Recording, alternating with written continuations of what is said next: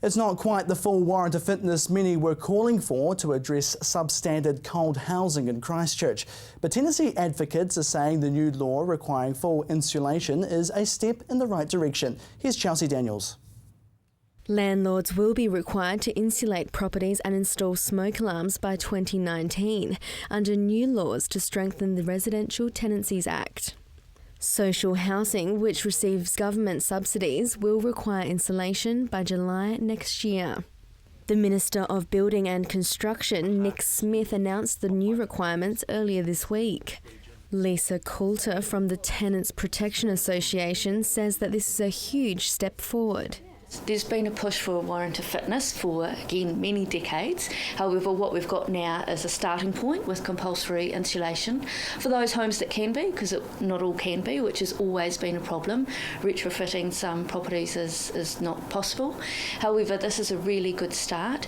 What's been really interesting is the feedback since the announcement, and from landlords as well, that it doesn't seem to be enough. So it will be very interesting to see what happens going forward. Tenants Protection has been running in Christchurch for decades, and Lisa says that their goal to improve the standards of properties for tenants is now that little bit closer. It's really insisting that the current legislation is respected and honoured, and also more specific. So we talk about minimum standards when really we should be aiming for the best possible standards, and I think what is lacking in the current legislation is a lack of specific requirements on landlords. There's a feeling of what's unreasonable, however people are looking for what they can and cannot ask or require of their landlord in terms of standards. Further changes will be made to tenancy laws, which will allow the government to sue landlords who don't follow the rules. But Lisa says that when improving housing, there are more positives than negatives.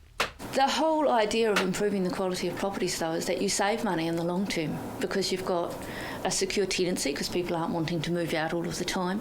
You're saving on health costs as well, not to mention the asset. The property itself is going to retain its value if you look after it better. It just makes sense.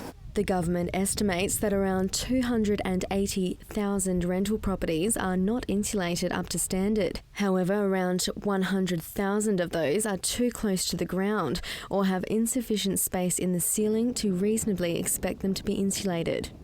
The insulation requirements are expected to cost around $600 million, while installing smoke alarms would cost around $7 million.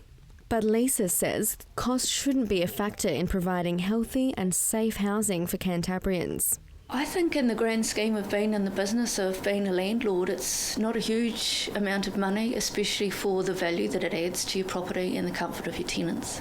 The Tenants Protection Association called for help from the community through their Facebook page recently after working with families living in cold, damp environments. Lisa says that sometimes it's a matter of the house's condition, but other times it's because families simply can't afford spending large amount of money on power bills.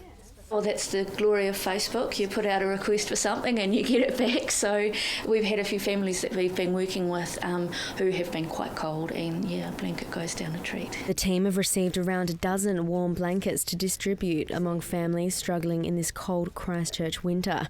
She says the association can't pinpoint a particular area in the Canterbury region that needs help more than others because they get a variety of calls from all areas suffering in the same circumstances.